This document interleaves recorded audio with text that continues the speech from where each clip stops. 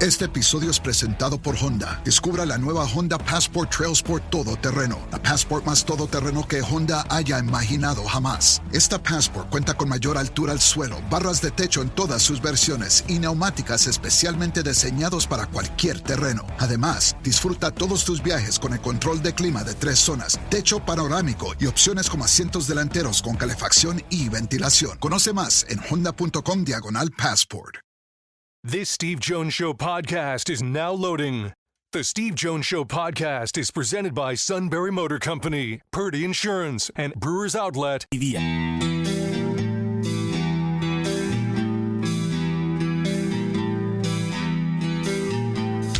Bringing you an in-depth look at Penn State sports and more. This is the Steve Jones Show on News Radio 1070 WKOK. The Steve Jones Show is presented by Brewers Outlet, Sunbury Motor Company, and Purdy Insurance. Now, from the Sunbury Motor Studio, here's Steve Jones. This half hour brought to you by Brewers Outlet, Reagan Street in Sunbury, the beverage supermarket, imports, domestics, microbrews, the best selection of beer anywhere. Wine coolers, water, soft drinks, snacks. They roast their peanuts fresh and out every day. 6 great flavors of slushies. And now, ready to drink cocktails. High Noon, Jack Daniels, Crown Royal, and the Pickle Bar led by the Barrels and the Dills, indeed second to none. All at Brewers Outlet, Reagan Street in Sunbury, the beverage supermarket. Always a privilege to be joined by the outstanding Mark Brennan. Mark, welcome back. It's great to have you with us. Thanks for having me, Steve. Always enjoy it. Yeah, let's start with this. We lost a great friend this week in Lou Prato. I know I talked a lot about him yesterday. Mark, what were your thoughts on somebody who had such an impact on so many? Oh, boy. Steve, so many people know him as the curator and founder of the Penn State All Sports Museum. And, we knew him before that. And, as a journalist, to have Lou as a mentor and a role model was just unbelievable. I wrote a little something, and the one thing I said, Steve, was that his career as a reporter in the media was different than mine. I mean, obviously, he did a lot of work in television and radio. He taught. He wrote books. I worked in magazines and, now in the online realm. But the things that Lou stood for, toughness, telling the truth, honesty, compassion, fairness, integrity, those things they should apply to everybody in the media. Mm-hmm. And I know that I've taken that to heart. I know you've taken it to heart. I know so many people Lou has touched have taken those things to heart. These weren't things that he told you. This was the way he lived. And it's made that much more important to me now. And I hate to get up on a soapbox, but I think it's true. When you look around the media landscape now and see so many places where those integral things are missing. And that, to me, from a professional standpoint, was what Lou was all about. And then, obviously, on a personal standpoint, I'm sure you've gotten into this. It was one of those situations where he did a lot of writing for us. Yeah. And, ultimately, you have a professional relationship, and then ultimately, just like I hope me and you become friends with somebody. Exactly. And that's one of the great things about being in this business. And I know you're the same way. There are people I've worked with who have become competitors that I'm still great friends with. Right. Lou wrote for us for a while, then he wrote for competitors, but we remained friends throughout the whole thing. And for Stacy, my wife, and I to be able to spend time with Lou and Carol, going out to dinner or meeting up at social events, it was just unreal. And if I could say one more thing, Steve, I know I'm taking a lot of time, but Lou meant so much, and I hope I don't break up, but he wasn't at as many things in recent years. But whenever he was, he would come over to me, and the first thing he always told me was what a great job my daughter was doing as a photographer. Yep. And wow. Yeah. And the second thing was he would ask about Stacy. And then the third thing, my wife. And then the third thing, and I'll pull myself together, is whatever the most recent thing I wrote, he would talk to me about. He may praise it. He may be critical of it. He may just want to discuss it. He may want to ask about something I missed. But he was letting you know, because sometimes, you know this, Steve, sometimes you don't know, are people reading my stuff? Are people listening to me when I'm on the air? You know what I mean? Well, you wouldn't know that because you're a star. But for somebody like me. Oh, please. But he was kind of, in all seriousness, I'm joking about that, but he was kind of validating, hey, Mark, someone's paying attention, and someone is willing to give you feedback. And, boy, how important is that? And the thing is, that wasn't just me, Steve, and you know it, because he read everything, he listened to everything, and he saw everything. Yeah. He gave that same sort of feedback to every single person in the media that he touched, that he knew, and that he became friends with. And I say all that stuff from a media perspective because everybody knew Lou as later in his life as a Penn State Goodwill ambassador, and he was. But he was more than that to a lot of us in the media. Oh. So I saw Lou every week at the Quarterback Club, along with Carol. Always sat in the same spots, and every time I walked in, I would always make sure I spent time with Lou. Hoops Club, same thing. Lou was at the Hoops Club last week, Mark. Yeah. Right?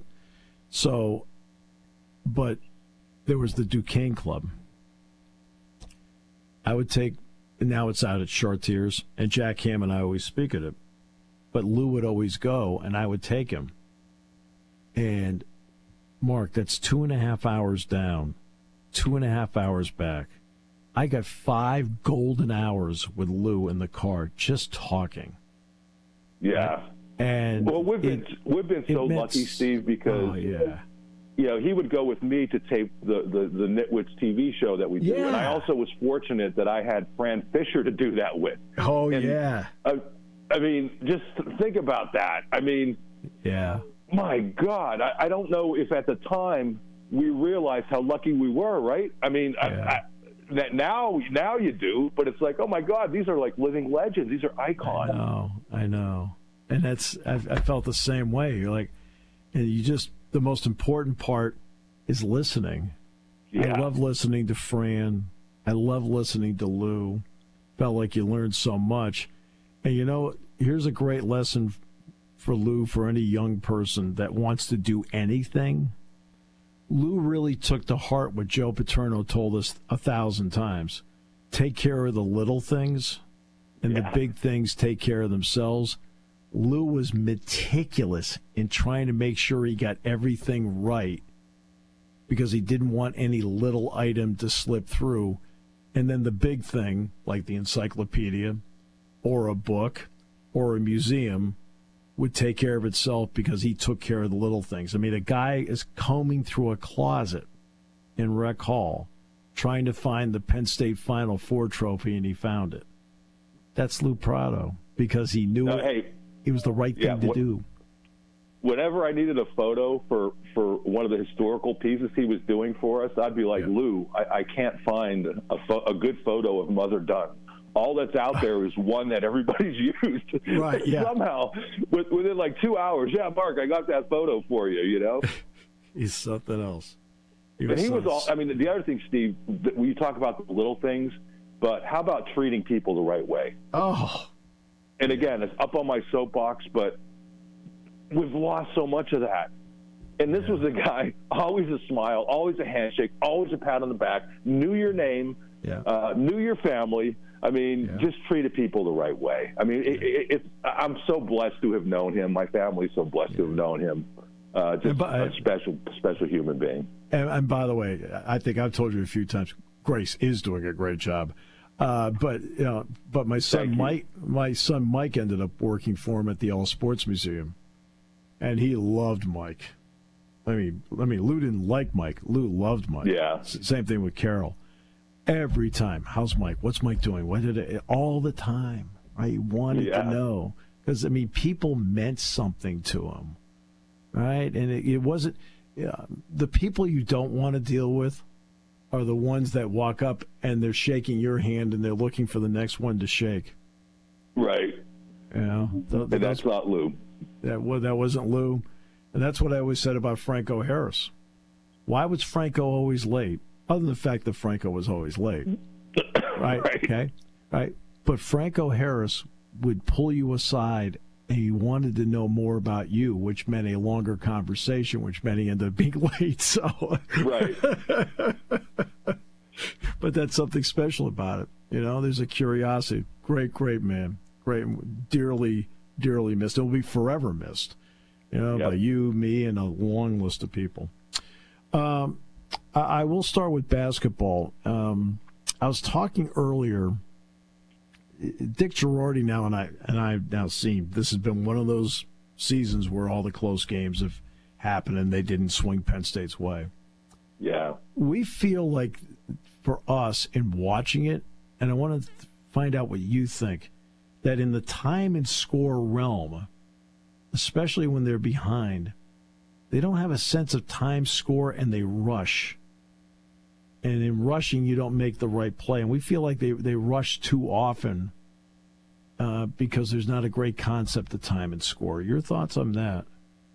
Yeah, I absolutely agree with that. And, you know, I think part of it, Ace Baldwin is a tremendous player. Mm-hmm. But I don't know that he's realized what his role on this team needed to be this year, because for most of his career, he's not only been somebody who was an assist man, but a primary scorer. Mm-hmm. And it's hard to shift gears from that.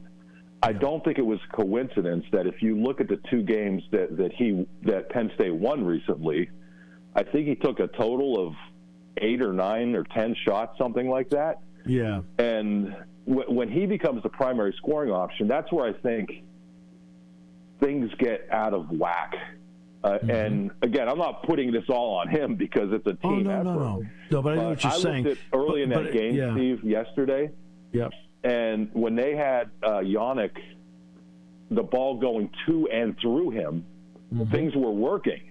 He had, 5 shots in the first 8 minutes, and then he had 4 or 5 shots the rest of the game. Yes. And that's where I just don't think everybody ever quite got on the same page with each other, because there are other viable scoring options. This isn't one of those teams where you need the one guy to be the guy who's making plays. Ace is at his best on this team when he's making Yannick better, when he's making everybody else better. Right. Yeah, I think that's absolutely right. I mean, they're being the distributor and occasional scorer as opposed to being the primary option. Yeah. So now I want to get to this. Sometimes, and I remember Penn State played at West Virginia, and I think it was Darren Perry or somebody in football had a pick 6 early in the game. Mm-hmm. And I remember after that game, Joe Paterno saying, sometimes that's the worst thing that could happen to you. I mean, I'm paraphrasing. Mm-hmm. Like, you have a break that goes your way, and you might feel a little too comfortable. And I almost felt that way with Ace yesterday, where he's not been a great three-point shooter this year. 3 fall in the first half. Well, now he's feeling it, and then he goes 1 for 5 in the second half. Right. Unfortunately, I kept waiting. Unfortunately, from Penn State's perspective, I kept waiting for the other shoe to drop for Indiana, because they've been a terrible three-point shooting team all year. They're 309. They made them in the first half, and then they made them in the second half too. So with all the talk about offense, I mean, some games, the problem for Penn State was, you're going to lose games like that. That's how fickle the sport is. Like, Trey Galloway is going to get hot against one team all year, and unfortunately it was Penn State. Yep. But they should never, to my view of things, I think this team was good enough that it should have never been in a position where they had so little margin for error down the stretch that you can't really afford to lose that game. Yeah, Galloway had been 4 for his last 25 in threes entering the game. Like, okay. So you're sitting there watching it, and he's making these threes, and what are you going to do? Because you can't guard everything. I mean, you have Gallo, who's eating you up inside, who's really good. And if you want to try to stop that, then somebody's going to pop open, and I'm going to take my chances with Galloway. And they actually let Goody free for two good looks in the first half. And I'm like, this is the one guy in the team that could shoot. What are they doing? And they clamped down on him the rest of the game. So they did a decent job on Gallo. I'm okay with him getting his so long as Yannick wasn't getting into foul trouble. Right. And they did a good job on Goody. And then somebody else steps up and has a career game against you. Go figure. Yeah, go figure. So, Mike, 9 months ago, when they came out with the proposal or the decision that they were going to have 15 out of 18 go to the Big Ten tournament. Yeah. I'm not even remotely thinking Penn State's in this spot. I'm thinking Penn State, hey, look, at worst is going to be middle of the pack somewhere, somewhere between 7 and 11. At worst, a couple breaks, maybe a little better. Well, I felt pretty good about what I saw. Over here in the back, got it completely wrong. But I was critical of the proposal, saying that, hey, look, I'm sorry, everybody should get a chance to go to the conference tournament, especially in a conference that has this kind of money. Well, now Penn State's in this spot, so I don't want it to sound like sour grapes. That's why I point out the 9 months ago. It's not being sour grapes. I've felt this way since day one. How have you felt about 3 being left out of the conference tournament, which, by the way, is also the same format in the ACC? No, it's stupid. I mean, you have the great thing about college basketball is anybody has a chance, or anybody should have a chance. And that's the beauty of it. You could be the last place team. And, Steve, we have seen the last place team in the Big Ten make runs at the tournament. Yes. Or teams in the bottom couple. I mean, it's not unheard of. And that's what makes it so much fun. And when you're at those tournaments, and I know you've been at the tournaments, and when you're not calling a game, when you were watching a number 14 seed or a number 11 seed getting the best of whomever they were playing, the entire arena is rallying behind them. Of course. So, I think it makes zero sense whatsoever. And I feel bad that Mike wasn't asked about it until yesterday. Yeah. And that is on those of us who cover the team, because I guarantee you he would have said the exact same thing, maybe not using the exact same words, but I think he would have had the same feeling had we asked him about that when it actually happened. Mm-hmm. And so that's on the beat writers, including me, for not bringing that up earlier, because I don't think that was sour grapes on his part. I think that's how he genuinely feels. Yeah, no, I anybody who thinks it's sour grapes are complaining. I mean, like I said, that's why I pointed out when it came out 9 months ago. I looked at it and went, what? You're going to do what? And I said, you're putting 3 coaches. And I'm not even remotely thinking Penn State's in this spot. I felt Penn State was in a good spot 9 months ago. So I'm not thinking about that. But I'm looking around, and I thought it was wrong, and I think it's wrong now. It just turns out Penn State's in this spot. The next thing is the college football playoff. They can't decide on doing 1 through 12, and I think after thinking about it, I think I get it now, Mark. If I'm the Mountain West commissioner, and instead of getting $4 million for playing a first-round game, I get $8 million because I'm automatically into the quarterfinals, I'm not voting for this proposal. Right. I know. But I wish they would just go with what's worked forever in the NCAA tournament, right? Yeah, I mean, just at a smaller scale. See teams where they belong. I mean, and I get that may be difficult, especially when you, as you say, when you're talking about the Mountain West, when you look over to Big Ten and SEC and look at the TV deals that these people have and how much money they're bringing in. So I get it from the quote-unquote little guy standpoint. But I just think from the overall standpoint, just seed it the way they do the NCAA basketball tournament. I mean, 1 to 12, we don't care where you finish. It's going to be, this is how it's going to be seeded. So that's my opinion, but I understand, I'm not somebody who's at one of these smaller schools. Right. Right, exactly. Spring practice will end up starting on the 25th of March, then Pro Day is the 28th. Any thoughts about what you are at least looking for in spring practice, and how do you feel about Nebraska, USC, Texas now starting to lead what appears to be a trend towards spring games disappearing? Yeah, first, let me do the first part. I think they're just punishing their fans. I think there are ways of doing the quote, again, I'm sorry for using air quotes here. I'm like, people can see me, I'm on the radio.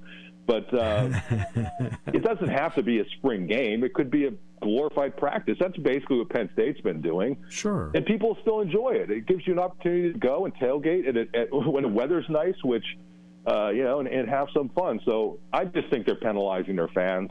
I don't agree with that. I think there are ways you can do it that you can have a practice and you don't really have to show anybody anything. If you're worried about losing games, if Matt Rule was honest about that, and I like Matt Rule, but if he's really worried about people seeing his players, first of all, if he's worried about people getting scouting information, that's crazy. Number two, if he's worried about people seeing some young players who are really good and then trying to pilfer them, as if they're not going to find that out anyway, I just don't know. But with respect to Penn State's spring practice, I think there's two positions that you really have to zero in on. I know everybody's talking about you lose Abdul Carter and you lose Tyler Warren, but they have so much talent at tight end.